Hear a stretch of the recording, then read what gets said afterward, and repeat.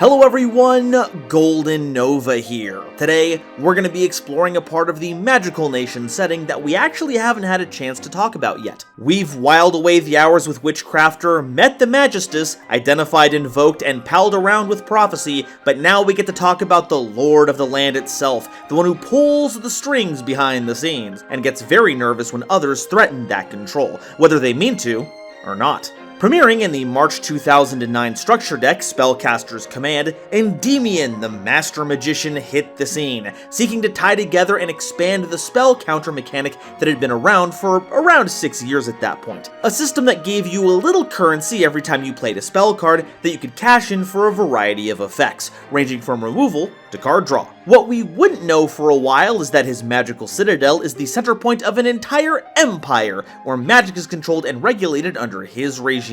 A regime so tight-fisted that its wrath was brought down upon the grand spellbook library of La Maison, because the mages inside were just a little too lax with sharing their information. Which means Endymion probably isn't gonna like me very much, cause I'm about to spill all his secrets. Not just about his own sorceries, but of his zoological experiments, the mythical beasts. Get ready to learn about all these spellcasters that counter, cause it's time for Endymion Explained.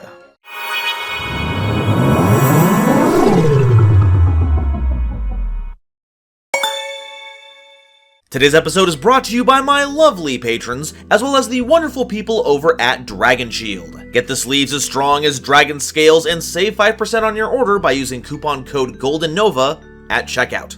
So, what's the deal with Endymion? Well, there are a series of spellcaster monsters that you can put a spell counter on each time a spell's activation is resolved, both yours and your opponent's. But that's where things get a little complicated. Monsters with spell counters on them had actually been around a lot longer than the Master Magician himself, and we'd be here all day trying to cover every card that falls under that umbrella. So we're only going to be covering the name-stamped Endymion cards, followed by the mythical beasts, then we'll cover any notable spell counter cards in our tech pick section. It's also worth noting that spell counters work a bit differently than other counters. Often you'll see the phrase, a card you can put a spell counter on, which refers to any card that generates spell counters that put them on themselves. This is because, unlike predator counters or cubic counters or A counters even, you need to have a specific effect to even hold spell counters. It's not an intuitive ruling, and I don't know why it does this, but hey, them's the breaks. It also means that if any of these cards have their effects negated, they lose all their spell counters. Very funny. First up, we're gonna look at Magister of Endymion, a level 3 Earth Pendulum monster with 1500 attack and 900 defense and a scale of 8, and you can only special summon copies of this card once per turn. As a spell card, it gains a spell counter each time a spell card that's activated resolves. You can remove 3 spell counters from this card to special summon both this card from your Pendulum zone and a face-up monster from your extra deck that you can place a spell counter on, and if you do, place a spell counter on each of them. As a monster, when this card declares an attack, you can place a spell counter on it, and once per turn, as a quick effect, you can remove 3 spell counters from your field to special summon a monster from your deck that you can place a spell counter on. And if this card in the monster zone is destroyed, you can place this card in your Pendulum zone, then place the same number of spell counters on it that it had as a monster. This will help you recover your monsters in the spell counter continuum from your extra deck or, as a monster, from your main deck. Heck, that second effect doesn't even need it to have spell counters on it. You can pull from your entire field, so deploying them will actually be easy peasy, even if you have to wait for your opponent's turn to actually use it. The only thing that feels out of place here is that it gains spell counters on attack, which, you know, it's cool to see them branching out for how they gain counters when not pendulum spells, but I mean 1500? You couldn't have bumped that puppy up to 18? I know Magister is a more paperwork focused occupation, but look at you, you're jam-packed with spell counter energy. Are you telling me that you're only on the same level as your Rabby?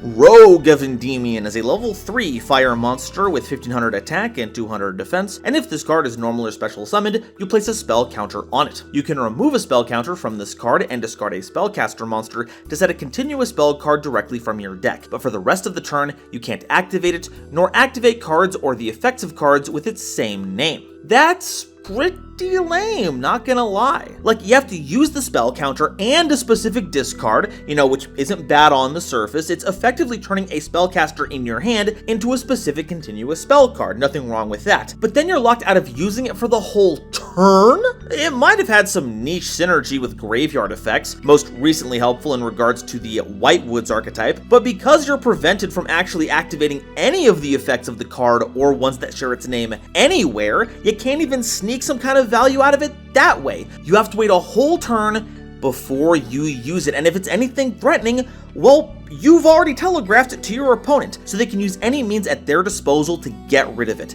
making it a very bad value proposition, unless you're playing the long con and you're trying to draw attention away from the real threat, but that's some 4D chess that I don't think Yu-Gi-Oh players are actually capable of. Honestly, I expected more from someone speccing into Arcane Trickster. It's usually a pretty good class.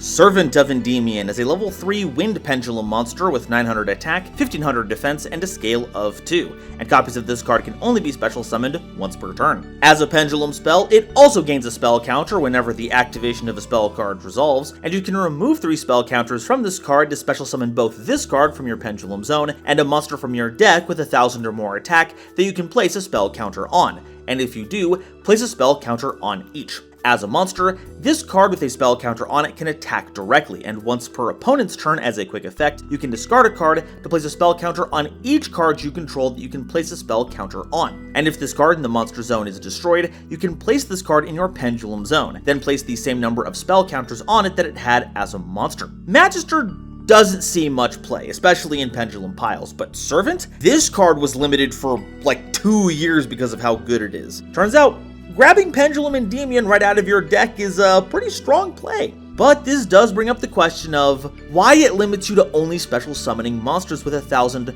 or more attack. Usually you're looking for less. Well, there's not a lot of problem monsters in that range, but this does keep you from summoning Royal Magical Library, which historically has been a problematic card, enabling all kinds of FTKs throughout the years. And while that card has 0 attack, meaning almost any restriction would have worked, 1000 was probably used to keep you from summoning other copies of Servant with this effect, for whatever reason you'd want to do that. The spell counter charge effect is pretty cool, trading 1 card for potentially a huge uptick in spell counters. And that's only gotten better as more modern design allows you to pull from spell counters on your entire field, instead of the old design where you could only pull from that individual card. It's also fun to know that Servant is also Witchcrafter Jenny. Look, all of her stats are a third of what Servant's is. And the triangle that shows up in the spell counters, that's 3, so it's just like 1 point of that. That was really funny. It's also not speculation, it's actually confirmed in additional material. Now we just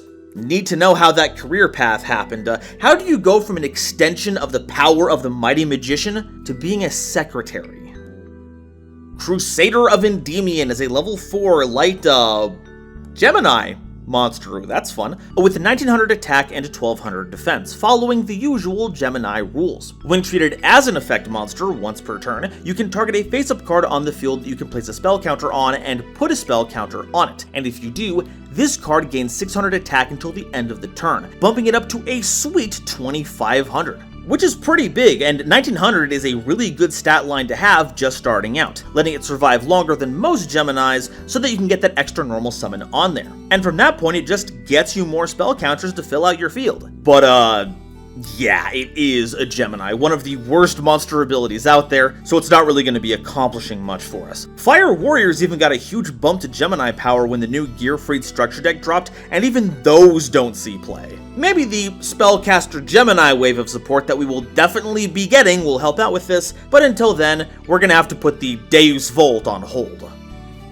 Endymion, the Magistus of Mastery, is a level 4 water monster with 1300 attack and 1700 defense, and you can target a Magistus monster you control to equip it with a Magistus monster from your extra deck. You can target a face-up spell you control to destroy it, and if you do, draw a card, then place a card from your hand on the bottom of your deck. This has nothing to do with the current loadout of monsters outside of being a younger Endymion, but if you'd like to see more about what this card can do, check out my video on the Magistus archetype to see baby versions of other magical nations highlights like Alistair and Madame Vare. It's like Muppet Babies, but ends in magical dark bloody warfare that will rend the country asunder for generations. Fun! Endymion, the Master Magician, is a level 7 dark monster with 2700 attack and 1700 defense. And you can special summon this card from your hand or grave by removing 6 spell counters from a magical citadel of Endymion that you control. If summoned this way, target a spell card in your grave and add that target to your hand. And once per turn you can discard a spell card, then target a card on the field and destroy that target. The Magical Citadel is a field spell that we'll be covering in just a bit, but the idea is that you pair this monster with that field spell, and by doing this, you can summon a big dude for free, and you recover a spell card for your troubles. Very Dark Magician of Chaos coded. And thankfully, it doesn't turn into a vanilla monster if you don't summon it out that way. In all other circumstances, it can still convert spell cards in your hand into removal. But that is actually a bit of a non-bow, right? If you're not playing those spell cards, you aren't getting spell counters to charge your other effects. What's going on with that? And really, if I'm being honest, and this is between you and me by the way, the removal isn't even that impressive anymore. Witchcrafter Hand can do that to face up cards at quick effect speed. No wonder Endymion is so insecure. They studied their whole life to master and wield the power of the magical beyond, and they're beaten out by a seamstress. Endymion, the Mighty Master of Magic, is a level 7 Dark Pendulum monster with 2800 attack and 1700 defense and a scale of 8. As a Pendulum spell, you can remove 6 spell counters from your field to special summon this card from the Pendulum zone, then count the number of cards you control that can have a spell counter on them. Destroy up to that many cards on the field, and if you do, place a spell counter on this card for each card destroyed. As a monster, once per turn, when a spell or trap card or effect is activated as a quick effect, you can return a card you control with a spell counter on it to the hand, and if you do, negate the activation, and if you do, destroy it. Then you can place the same number of spell counters on this card that the returned card had. While this card has spell counters, your opponent can't target it with card effects. Also, it can't be destroyed by your opponent's card effects. And when this card with a spell counter on it is destroyed by battle, you can add a normal spell card from your deck to your hand. Now this is pretty impressive. It comes with its own summon effect, you don't have to rely on also playing a field spell, and almost always hits the board with a spell counter on it, whether you use its own effect or summon it with servants, giving you all of Endymion's protection effects. Then, it represents a spell or trap negate that, if your opponent runs over it, gets you a sweet spell card of your choice. It also doesn't hurt that because our scale goes up to 8, this is pretty easy to pendulum back out once you have established scales. This card is a menace, both in the game itself and in the lore, but its biggest claim to fame is that it has the biggest word count in the entire game, with its effect text numbering at a whopping 181 words across both text boxes. There's so much to read crammed into so small of text that it's become the poster child for issues with modern Yu-Gi-Oh!, at least from the perspective of people who don't actually play Yu-Gi-Oh!, a reaction that has itself often inspired a well-mannered and proportionate response from the community. You know, say what you will about how fractured the community can be between the anime lovers and the competitive people, but never underestimate our power to come together en masse to join our forces as one to rebel against one of the coldest, least offensive takes of all time. How does that bait taste, by the way? Reflection of Endymion is a level 7 light pendulum monster with 1850 attack and 2700 defense and a scale of 2, and you can only special summon copies of this card once per turn. As a pendulum spell, it can also gain a spell counter each time a spell card resolves after activating, and you can remove 3 spell counters from this card to special summon both this card from your pendulum zone and a monster from your hand that you can place a spell counter on, and if you do, place a spell counter on each. If this card is special summoned, you can target a card your opponent controls and a card you control with a spell counter, except this card, and return that opponent's card and your card to the hand. Then place the same number of spell counters on this card that the returned card had. When this card with a spell counter is destroyed by battle, you can add an Endymion card from your deck to your hand. This sees some play as a way to bounce a card on the field to the hand off of Servant, though it also triggers when Pendulum summoned. It doesn't do much besides that, which is funny because in the lore, this monster is meant to be as powerful as Endymion. And while it's no slouch, I'm not seeing Reflection taking names at top tables, which doesn't really reflect well on the Master Magician.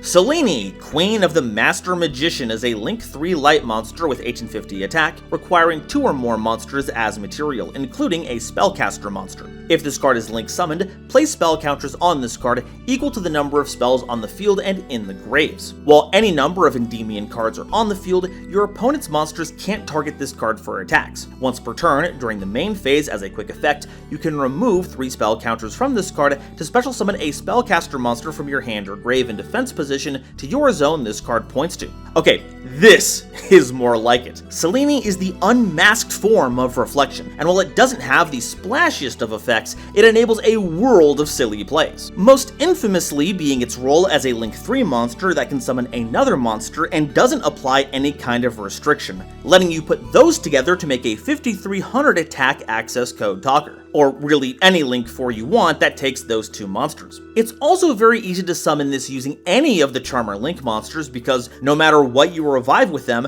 the Charmer itself is a Blink 2 spellcaster. And the longer it sticks around on the field, the better it gets, because you can summon a spellcaster every turn as long as you have the spell counters to spend on it. Now all we need is more chapters of that Magistus manga floating around so we can see how Artemis got from there to here. Why did they stick around with such a jackass? Spell Power Mastery is a normal spell card that adds an Endymion card from your deck to your hand. Then you count the number of Spell Power Masteries and Spell Power Grasps that you control and or have in your graveyard, and place that many spell counters among cards you control that you can place spell counters on. This is the backbone of the strategy, getting you any of your on-theme cards while charging up your spell counters. And you get a lot for using this too, even without any setup. You get at least 1 for using the effect, and 1 for each card that generates spell counters when you play spell cards. We've also got the other card mentioned on this one, Spell Power Grasp, a normal spell card that targets a face-up card on the field that you can place a spell counter onto, and place a spell counter on that target. Then you can add another copy of Spell Power Grasp from your deck to your hand. This meant that you would consistently have a way of putting spell counters on cards during the first wave of this support. And if you played it alongside Mastery, you could generate oodles of counters off only a single activation. But if you have to raise your staff into the air and scream every time you want to use a little extra magic, Mastery isn't exactly what comes to mind. I'm thinking more desperate for Spell Power Mastery. Endymion's Lab is a continuous spell card whose name becomes Magical Citadel of Endymion while in the Spell and Trap zone. It gains a spell counter whenever an activated spell card resolves, and once per turn after damage calculation, if your spellcaster monster is destroyed by battle, you can remove 6 spell counters from your field to special summon a level 7 or higher spellcaster monster from your hand or deck. This is... well, it is another spell counter battery, and does pull from all your other cards to use its effect. It doesn't just have to use its own. But it is very passive. You can't activate this to summon a big monster, you have to lose a monster to use it. Technically, you can crash one of your spellcasters into an opponent's monster to use this, but needing to spend 6 counters after doing that feels very restrictive. It thankfully has other utility, insofar as giving you another way to use base Endymion summon effect, but no one ever really plays that monster anymore either, so what even is the point of this lab? To see how long dogs can hold jugs of water, how long cats can purloin carpets, or how long it takes for you to notice that Alchemist of Black Spells is just staring at you from the background of this card. Yeah, just kind of looking at everything. Not doing anything, just watching menacingly from the background. Why is he doing that? Why? Magical Citadel of Endymion is a field spell card that generates a spell counter whenever an activated spell card resolves. If a card with spell counters on it is destroyed, you can place its spell counters on this card, and once per turn, if you activate a card effect by removing spell counters from a card you control, you can remove that many spell counters from this card instead. And if this card would be destroyed, you can remove a spell counter from this card instead. That's pretty sturdy. A lot of spell and trap removal is itself some kind of spell card. Mystical Space Typhoon, Twin Twisters, Harpy's Feather Duster, all that stuff. So it basically replaces the spell counter you remove to protect it. Now, more modern spell counter cards let you use counters outside of itself, but the older cards need to pull from its own spell counter pool, so Citadel helps to alleviate that, which is you know, strangely community-focused for a theme centered around a totalitarian wizard. But since the spell counters tend to be used for deploying troops and destroying things, sadly, the Magical Citadel is not the based magical communist state we all yearn for. Maybe one day we can use the spell counters to generate healthcare or something, but today is not that day. Quick reminder, if you've enjoyed what you've seen so far, please be sure to hit that like and subscribe button. They're quick and easy ways to help out the channel, and if you want to go the extra mile while getting some sweet perks, check out my Patreon, linked below. Alright, next up we have the Mythical Beasts, specifically the Spellcaster ones. The Gazelle and Chimera team will have to wait until Yu-Gi Explained. With the exception of one really old example, the Mythical Beasts are Spellcaster Pendulum monsters, but they don't actually work very well as pendulum scales. Each of them has a pendulum scale of 4, and their pendulum effect only works if they're the only card in your pendulum zones. Thankfully, they destroy themselves as part of their effect, so you can cycle through all your monsters, filling up your extra deck full of pendulums, at which point you can build a full Endymion scale, giving you a chance to summon out most of your mythical beasts. Also, as monsters, they have the effect that puts a spell counter on them when a spell card is resolved after activating. Pretty standard stuff, really. Mythical Beast Jackal is a level 1 Dark Pendulum monster with 0 attack and 1400 defense, and while in the Pendulum zone, you can target a face-up card you control that you can place a spell counter on, destroy this card, and if you do, place a spell counter on that card. As a monster, you can remove 3 spell counters from your field and tribute this card to special summon a Mythical Beast effect monster from your deck. Guess they didn't want you to actually summon Gazelle with this, huh? The monster effect is going to be good for getting your bigger mythical beasts out of your deck, and as a pendulum scale, it's kinda like Spell Power Grasp. You get a spell counter for activating this as a spell, and then another when you use the effect. Its low level means you're not likely to pendulum summon this again, but it does come with a helpful little effect, though it is very specialized. Seems strange though, considering I thought the whole point of it was that it was a jackal of all trades. Jack of all trades, this is really forced. Mythical Beast Basilisk is a level 4 light pendulum monster with 1800 attack and 500 defense, and as a pendulum spell, you can destroy this card, and if you do, shuffle a face-up spellcaster pendulum monster from your extra deck into your main deck, then draw a card. As a monster, you can remove 3 spell counters from your field to return a Mythical Beast card from your Pendulum zone or face up from your extra deck to your hand. So as a spell card, it's kinda like a cantrip, recycling a card while replacing itself and putting your Mythical Beasts back into your hand as a monster. This helps get us back Jackal so we can summon it again, and can even reset your scales so you can use your effects in case your scales get clogged up. It's a good all-rounder that helps you get cards right where you need them to be, but oh god, why are their mouths stacked on top of each other like that? Dear Lord! Mythical Beast Cerberus is a level 4 light monster with 1400 attack and defense, and it gains 500 attack for each spell counter on it, and at the end of the battle phase, if this card battled, remove all spell counters on it. So instead of saving up counters to use for other effects, you do basically spend all of them by attacking. But because it only loses the counters after fighting, you can build this up over the course of a few turns to make this a combat juggernaut, then flatten your opponent all in one go. And if things aren't going well for that playstyle, nothing's saying you can't spend those counters using other effects before you go to battle phase. It's a relic of an older time, not really worth play consideration, but is the original member of this cycle, so it gets some major respect for that. Something I can't extend to its actual form. Not only does Cerberus only have 2 heads, one of them is Mythical Beast Jackal? What is going on here? Mythical Beast Garuda is a level 4 light pendulum monster with 1200 attack and 1600 defense, and as a pendulum spell, you can target one other spell or trap card on the field and destroy both it and this card. As a monster, when your opponent normal or special summons any number of monsters except during the damage step, you can remove 3 spell counters from the field to special summon this card from your hand, then return that opponent's summoned monster to the hand. Yup, it hits all of them, so it actually counters pendulum summons. This is a fantastic hand trap to use in just about any deck that runs spell counters, giving you monster and back row removal all at the same time. But it is starting to set in that this is the second pendulum archetype I've seen that performs body horror on animals. You think Vector had anything to do with the research process? Are we tying in Draco Slayers to the Endymion lore? Mythical Beast Medusa is a level 4 light pendulum monster with 1500 attack and defense, and as a pendulum spell, you can target a monster in your grave that you can place a spell counter on. Destroy this card, and if you do, special summon that monster, and if you do, place a spell counter on it. As a monster, during the battle phase, as a quick effect, you can remove 2 spell counters from your field, then target a face-up monster on the field. Its attack and defense become half its current attack and defense until the end of the turn. So, as a spell, it's a spell counter Monster Reborn, and as a monster, it can actually swing way above its weight class. By having stats, this card can battle on equal footing with monsters that have 3000 attack. It's also in line with how many Medusa and Gorgon-themed monsters in this game mess with attack stats, so they chose the right monster for the job. Even if they didn't choose the right animal. This looks far more like an octopus than a snake. Where was the disconnect here?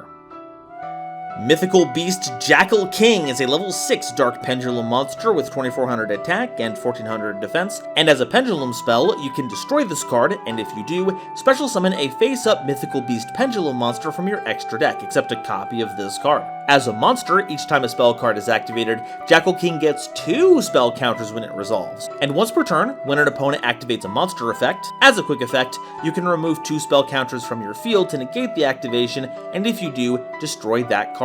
This is one of our standout additions, seeing regular play as part of the Pendulum pile back during its heyday. A free negate off a single spell card activation is a powerful trade-off, especially when attached to a fairly large body. It's also very functional in its own theme, though there it acts as a way to summon out our big boss monsters more than it is a negation body. Glad to see it took my advice from before it became a king. I think this monster's biggest strong point is their ability to take constructive criticism.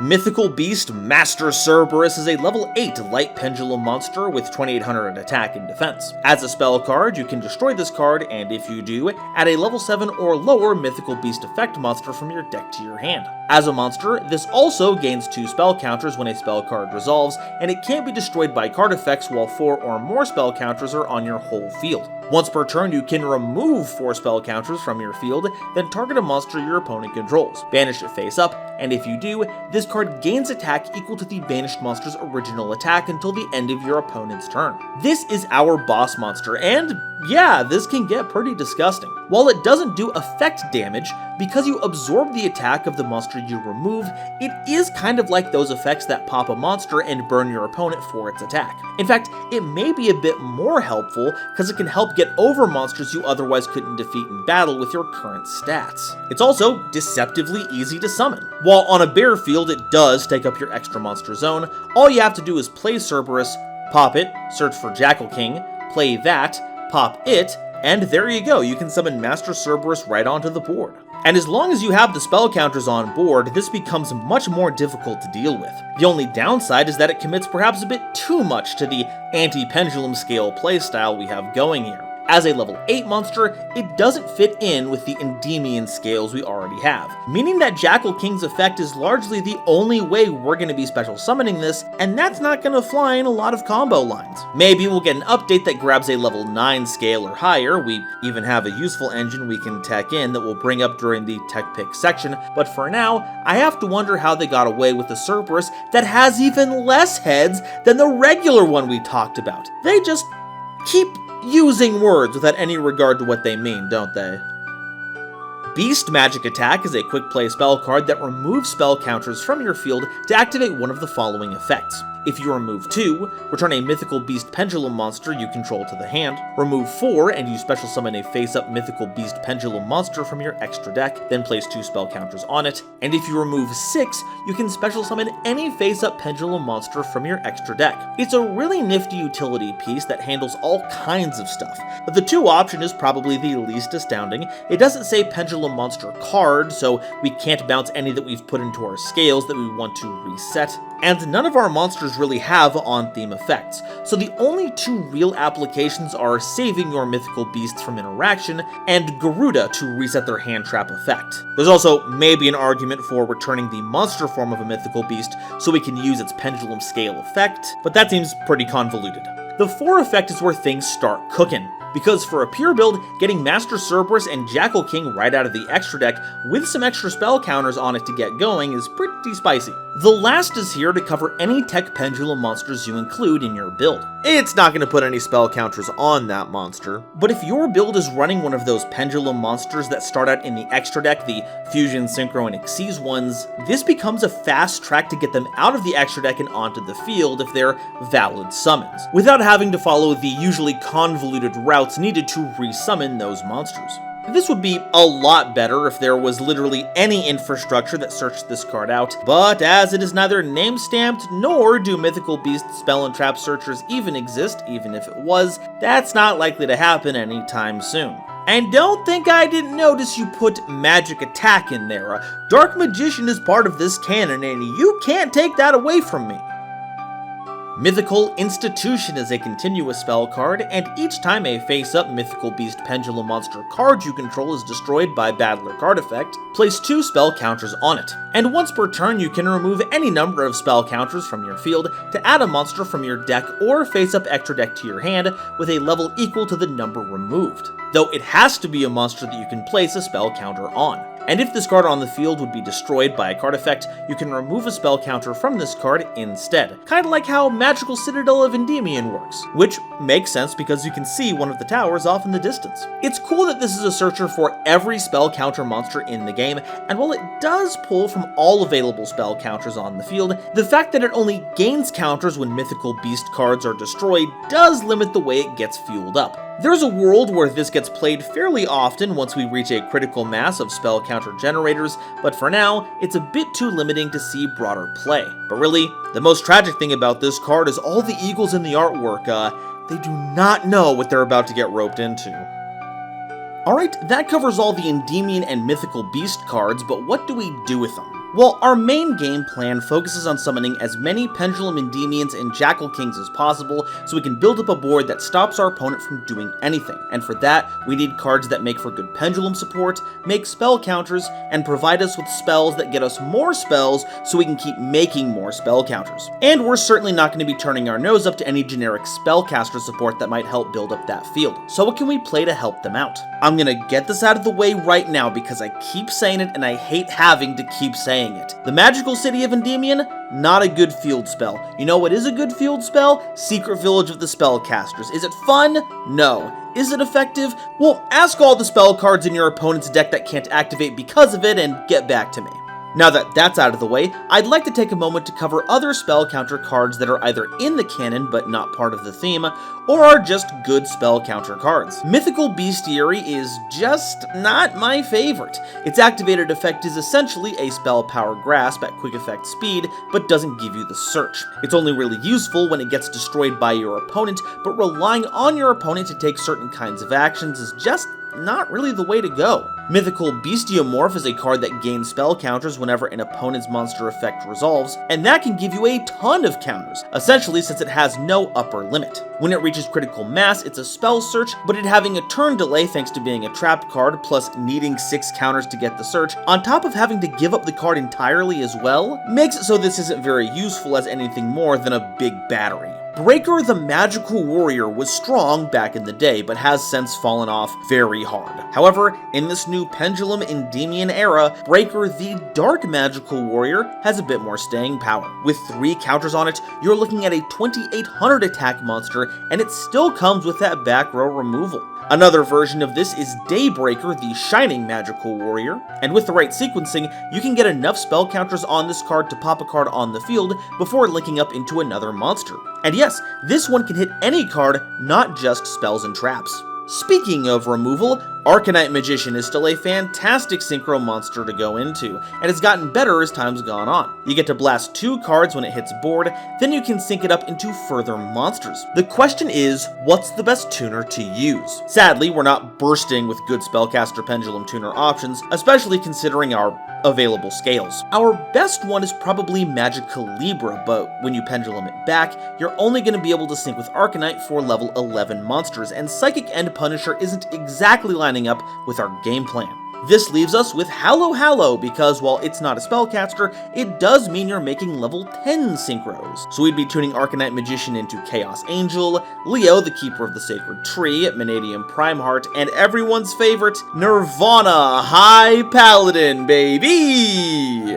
Magical Abductor is a pretty sweet monster that can search out any other Pendulum monster while acting as a good scale itself. The level 1 spellcaster search as a monster isn't quite as good, but it does grab you Effect Veiler, Drollin Lockbird, and Magician Souls. We also have their sequel monster, Magical Something, which recycles your quick play spell cards from the graveyard, and there are way too many good quick play spells in this game for it not to be useful at every stage of the game. Magical Exemplar is the kind of prequel character, and is also pretty snazzy as a way to special summon spellcasters right back from your grave, and gets 2 spell counters when a spell is activated. As for good spells to play, Upstart Goblin has just recently come off the ban list, and while it hasn't made a comeback to its old glory as a way to play 37 card decks, it can do so for us while giving us free ways to generate spell counters. Another classic, of course, is Toon Table of Contents, because it can search itself and it's not a once per turn. Include a Toon monster in your deck that doesn't die while not having Toon World, and you can Pendulum summon it, and at the very least, you get some link material out of it. Spellbook Magician of Prophecy is also a great way to generate more spell card activations. Normal summon it to get secrets, use secrets to get knowledge, then you can activate it to send Prophecy to the graveyard to draw 2 cards. That converts your normal summon into a +1, helping you dig deeper for your combo pieces while getting you 2 spell card activations. Our 2 and 8 scales are pretty good, but they're a little limiting. If only we had a scale big enough to summon Master Cerberus, I say, knowing full well such a scale exists. The new Melodious Scales. Sadly, Couplet, the big scale, locks you into only Pendulum summoning light monsters, which is great for our mythical beasts, but not so good for Endymion and Jackal King specifically. So use it with care.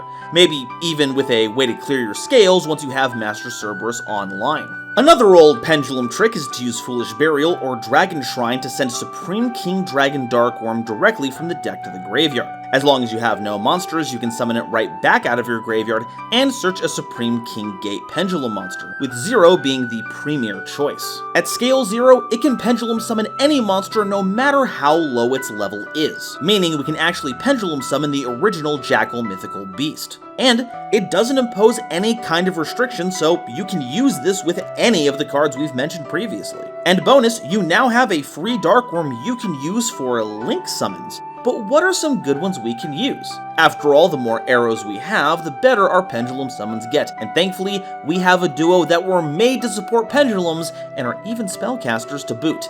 Beyond and Exceed the Pendulum. Beyond gets you any Pendulum monster on summon, which you can use to either help set up your scales or beef up your Pendulum summons, while giving you some pretty spectacular removal. From here, you can turn it into Selene, but if there aren't enough spell cards to make use of it, you can instead go into Exceed the Pendulum, which recovers one of your Pendulum monsters from the face-up extra deck by putting them into your hand on summon, and as a quick effect, you get to perform a pseudo-Pendulum summon of a single monster, summoning one from your hand or graveyard in defense position whose level is within the 2 scales. Another nifty Pendulum trick is making Odd Eyes Absolute Dragon, something we can access pretty well with our level 7 monsters. Once we have it, we link it off into anything. SP Little Knight is still pretty strong, which will trigger its effect to summon Odd Eyes Vortex Dragon. Not only is it a compulse for an opponent's attack position monster, it's also an Omni-Negate every turn as long as you have Pendulum monsters in your face-up extra deck to feed it. As for a silly tech pick, well, we're not gonna have very many chances to lean on this beauty in the future, and it's only a matter of time before it becomes relevant. So for when your spell counter generating game becomes unparalleled, make sure to keep your eyes on Megaton Magical Cannon, a normal spell that removes 10 spell counters from your side of the field to destroy every card on your opponent's side of the field. Watch your opponent's life drain from their eyes as they realize you have the 10 counters needed to turn everything they hold dear into dust before their very eyes. Weapons of mass destruction are fun. Alright, that's all the info I have about the Endymion pile, but how does it stack up against the Nova scale? Novelty.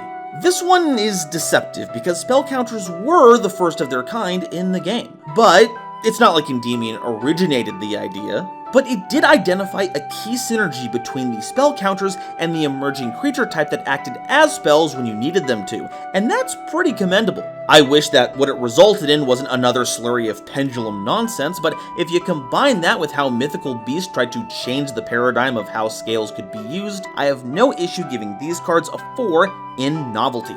Objectivity. This one is also pretty rough. Back in the day, it was supported by a few cards that kind of overcorrected for the issues that Pendulum faced in the post-Link era. Nowadays, it's pretty tame. No doubt it can still be annoying if you don't have the tools to deal with the Pendulum setup and a boss monster that halts spells and traps and another that stops monster effects. They've basically got a lot of bases covered, not to mention all the protection they get, but those necessary tools are getting easier to get a hold of every day. Keep this in mind next time Pendulums become the apple of the dev team's eye, but for now, we're looking at a 5 in objectivity. Versatility. Surprisingly, these cards can have a wealth of usages outside of our own specific team. While the deck itself only really supports spellcasters and those that use spell counters at that, their wide scales facilitate a lot of monster summons, and many decks love using spell cards as starters to turbocharge their plays, giving you no end of counters to work with.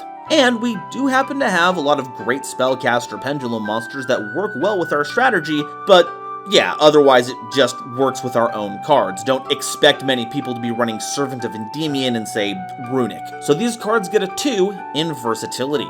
Awesomeness. What gets me about the spell counter strategy is that it's conceptually really cool, but from a design perspective, it's a paradox. If you want it to be good, you need to have useful payoffs and a lot of ways to generate counters. Otherwise, you're just dirtling around with a bunch of useless resources that don't go anywhere. But if you make it too good, all the spell cards you were already playing for their utility get a lot better for no extra cost, causing a huge spike in playability, filtering out just about everything below its power level. It's a fine line, and they've barely walked it well over the past 25 years of card design, and honestly, it really does detract from the fantasy of their usage. Spinning spells and using the leftover magical energy to fuel other assets really never comes together that way. Either you die bricking on monsters with no spells to fuel their effects, or combo long enough to see yourself become the format warping supervillain. Endymion and the Mythical Beasts get a 2 in awesomeness, which means they get a total of 13 out of 20 on the Nova scale. And that's all I have to say about Endymion and the Mythical Beasts. It's a pretty important point in the Magical Nation storyline, to be sure, one that's been stalled out for a lot longer than I'd like, and the deck itself, despite its misgivings, has a certain charm to it. While they're a game mechanic nightmare, counters are the kind of flavor that I love to see in card games. It's just not very well executed here. I have my hopes that the next time we revisit the theme, the dev team will strike the right balance, and if they do, for everyone's sake, I hope they can do it in less than 180 words this time. But now, I want to hear what you all have to say. Do these pendulum powerhouses have the fuel they need to race the competition to the finish line, or do their reliance on this extra resource spell doom for their playability? And which one's your favorite? I know Endymion is a pretty crummy person, but oh, I really want the Mighty Master Fit, it's so cool! Let me know your favorite down below, and if you haven't already, please be sure to like the video if you liked it, subscribe so you don't miss an episode, and be sure to share this video with somebody you know who loves Yu-Gi-Oh! It really does a lot to help me out. Today's episode is brought to you by my lovely patrons, as well as the lovely people over at Dragon Shield. Get the sleeves as strong as dragon scales and save 5% on your order by using the coupon code GoldenNova at checkout. Today's episode is also brought to you by my lovely patrons, including this month's illustrious Quasar Commanders, Simic Toadstool and Upstairs Media, Nebula Navigators 3rd Dynasty, Ada Basilisk, Adam Zajdel, Owexitowa Yume, Anansi Dragon, Andrew Newman, Kane Senpai, Chibi Gohan, Christopher Fuss, Clockswork, Comrade Copperbottom, Emony Chan, Eric, Frankie, Garland Chaos, Green Knight, Gloomba 331, Great Big Pillock, Groog, Hairbear, Harry the Ominous Benefactor, Howling Zangetsu, Iron Zero, Iskander 711, Carp, Mana Charge, Marion James E. Picata, Mega Combi, Millennia Asta, Nathan Vig, Natiel Lee Alexander, Orozco 09096, Panther J, Rebel King Lucifer, Red Eyes Jackalow, RJ, the Jank Monarch, Sammy Haim, Scott48, Serenity Towns, Skybuster Leo, the Critic of Innocence, Thievery Coast and the Wizard Moose, Cosmic Crusaders, a Random Pup, Ariel Kersey, Baron Von Titty Sprinkles, Beelzephyr, Burnag, Blitzwolf, Borger with a Shotgun, Chaz Ghost, Childish Lamar, Dr. Reaper, R.I.P., Drachenwald, Eki Bullock, Eva Padilla, Hike Boyagian, Herbal D, Ignis, the True Draco Slayer, Jester Designs, Kale the Dragon, Kevon Public, Lemon Yu-Gi-Oh!, Lobomaru02, Manga Pages, Matt Simmons, McSpoofy, Michael Shimabukuro, Nitromo, Nyx, Obsidian, Shizuka Nijimura, Sophie, apparently, Stephen Williamson, Taylor Seymour, Terror Top to 3, The Legendary Raven, The Pokemon 52, Tiger X2476, Visor KG, Zaldreka and Zalus, as well as the wonderful Starlight Explorers you see on screen now. If you'd like to help me in my journey to cover all of Yu-Gi-Oh's archetypes, get my videos early, and be a part of these credits, along with other awesome perks, it would mean the world to me if you would check out the link to my Patreon in the description, or consider joining as a YouTube member. And if you'd like to see another video about the denizens of the magical nations, check out this video where I cover Witchcrafters, or this one where I cover the expansive Spellbook and Prophecy deck. Thank you all so much for watching, and I'll see you next time. Bye-bye.